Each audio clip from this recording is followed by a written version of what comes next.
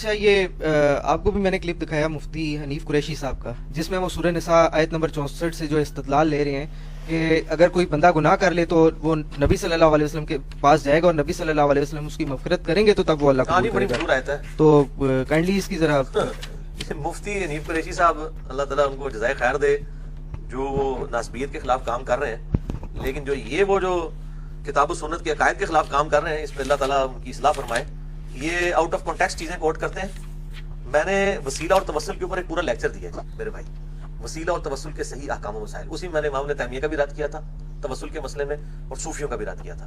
اس میں نے اس آیت کو بریف بھی کیا کہ نبی صلی اللہ علیہ وآلہ وسلم کی بارگاہ میں جا کے جو ہے وہ سفارش کروائی جائے، آپ صلی اللہ علیہ وسلم سفارش کریں، پھر اللہ تعالیٰ غفور رحیم پائے گا. اس کا پورا کانٹیکسٹ قرآن میں آیا ہے. ٹھیک ہے، اگر اس آیت کا یہی مطلب ہے کہ آپ اپنے مسئلوں کو لے کے نبی صلی اللہ علیہ وسلم کی وفات کے بعد بھی جاؤ، وفات کے بعد کے لیے تو قرآن میں کوئی ایسی تصریح نہیں آئی نا. یہ کہتے ہیں جی وہ زندگی کی بھی نہیں آئی کہ صرف زندگی میں. ہم کہتے ہیں پھر کانٹیکسٹ دیکھ لیتے ہیں، بات اگر زندگی کی ہو رہی ہو تو ہم زندگی پہ اپلائی کریں گے، اگر وفات کے بعد کی ہوگی وفات کے بعد بھی اپلائی کریں گے. یہ کہتے ہیں جی یونیورسل ہے، پھر کہتے ہیں ٹھیک ہے، ہم کہتے ہیں یونیورسل لے لیا. اب بتاؤ سقیفہ بنی ساعدہ میں جو اختلاف ہوا ہے، تو حضرت ابوبکر، عمر، عثمان و علی کو تو وسوسہ بھی نہیں آیا کہ قبر رسول پہ جا کے حضور سے مسئلہ پوچھ لیں کہ آپ کا وصی کون ہے. ان کو ولو انہم اذ ظلموا انفسہم جاؤ کا نہیں آتی تھی کہ جب اپنی جانوں پر ظلم کر لو تو آپ کے پاس حاضر ہو جاؤ. جب تو ہے نا کہ لوگ گئے قبر مبارک پہ گئے ہیں. نہیں، کون گئے؟ یہ سقیفہ بنی ساعدہ کے لیے جس کے لیے آج تک ہم لڑ رہے ہیں. وہ باقی مسئلے تو چھوٹے ہیں میرے بھائی. اصل مسئلہ تو یہ تھا کہ مولا علی کو چاہیے تھا مسئلہ خلافت کا حل کرواتا ہے، جس کے پیچھے آج امت دو ٹکڑے ہوئی ہے. سنی اسلام اور شیعہ اسلام دو بہت بڑے ایک تفریق ہوئی ہوئی ہے جو ہم بھگت رہے ہیں. وہ باقی مسئلے تو بارش نہیں ہوئی تو اللہ پتہ اس زمانے کا مسئلہ ہی ختم ہو گیا. جیڑی ساڑھے گاٹے مسئلہ فٹ ہویا تو سنی شیعہ اختلاف ہے، اس کے اوپر تو وہ کوئی نہیں گئے. جنگ جمل کے اوپر تو سیدہ عائشہ کوئی نہیں گئی ہے قبر رسول پہ پوچھنے کے لیے ولو انہم ظلموا انفسہم جاؤ کا کے تحت. ٹھیک ہے، یہ پورا کانٹیکسٹ چل رہا ہے منافقین کے کانٹیکسٹ میں کہ وہ اوپر سے کلمہ گو تھے، اندر سے منافق تھے. جب اپنی مطلب کا کوئی فیصلہ ہوتا تھا، لگتا تھا ہمارے حق میں ہوگا، ہم ٹھیک ہے، وہ نبی علیہ السلام کے پاس چلے جاتے تھے. جب ان کو ہوتا تھا کہ نبی علیہ السلام ہمارے اسلام کا کوئی احترام نہیں کریں گے، وہ حق کے ساتھ فیصلہ کسی یہودی کے حق میں کر دیں گے، یہ کافروں کے پاس اپنے مقدمے لے جاتے تھے. اسی کانٹیکسٹ کے اندر یہ بات ہو رہی ہے.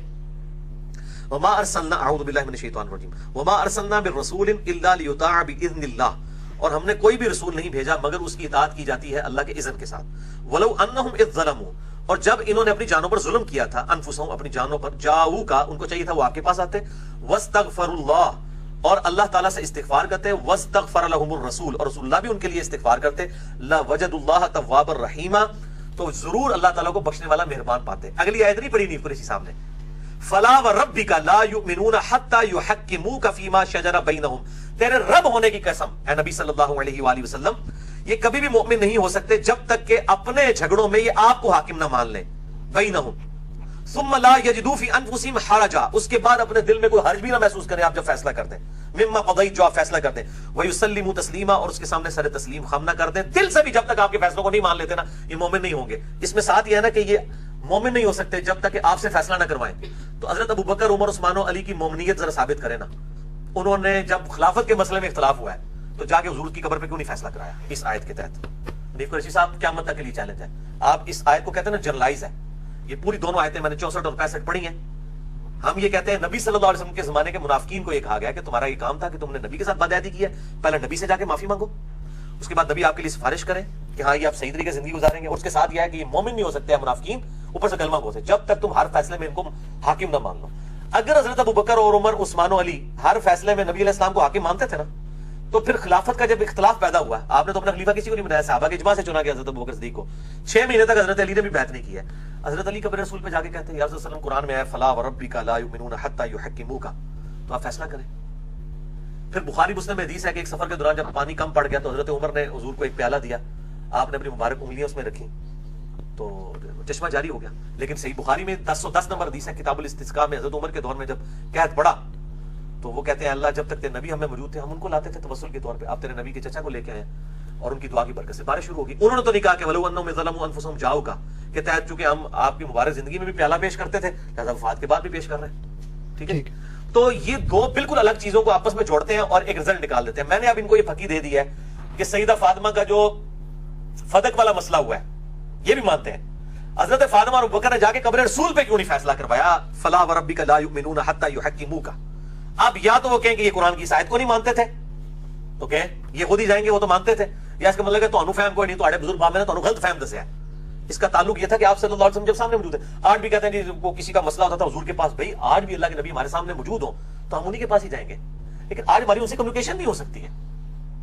اگر یہ کہتے ہو سکتی ہے تو ہم اپنی ٹوٹی ہوئی ہڈی صحابہ کرام صحیح بخاری میں لے کے گئے نا, پنڈلی کی ہڈی آپ نے ہاتھ پھیرا تو آپ سے وہ ہاتھ پھیرنے کی برکت سے ٹھیک ہو گیا.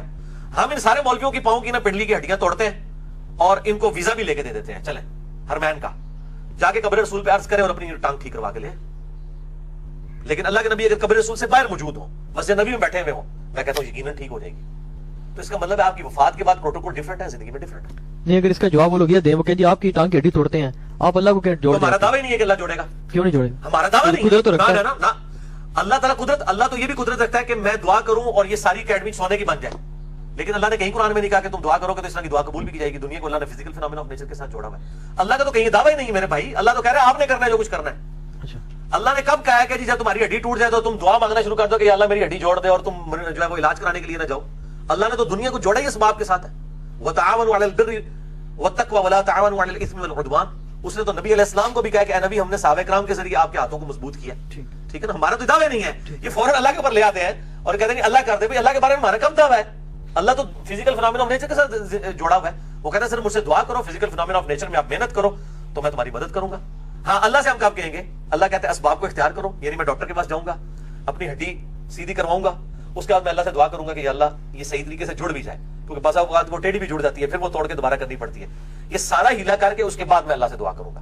اللہ تعالیٰ کہیں نہیں کہتا کہ جی آپ اسی طریقے سے کرتے ہیں. اور پھر یہ بزرگوں کے بارے میں دعوے کر رہی ہیں, بزرگ جو ہے وہ جی روحانی آپریشن کر دیتے ہیں, یہ وہ کر دیتے ہیں. میں کہتا ہوں آپریشن روحانی تو چھوڑ دیں, وہ تو کسی نے نہیں دیکھا کسی کا دل کا بائی پاس ہوا ہے یا نہیں ہوا. میں کہتا ہوں جی ایک نومولود بچہ دنیا کے سب سے بڑے بزرگ کے پاس لے جاتا ہوں میں, چاہے وہ زندہ ہے یا اس کی قبر پہ, وہ اس بچے کا ختنہ کر کے بتا دوں. یہ بائی پاس کرتے ہیں نا, بائی پاس ہم نظر ہی نہیں آنا کہ ہویا کہ نہیں ہویا. ایک خطرہ بزرگ کر کے دسن, روحانی خطرہ, کوئی خون نہیں نکلنا چاہیے. روحانی خطرہ ہی بائی پاس ہو, پورا بائی پاس کرتے تھے, کوئی چیرا نہیں لگتا, بغیر چیرا لائے ایک نام خطرہ کر کے دس دیں کوئی بزرگ.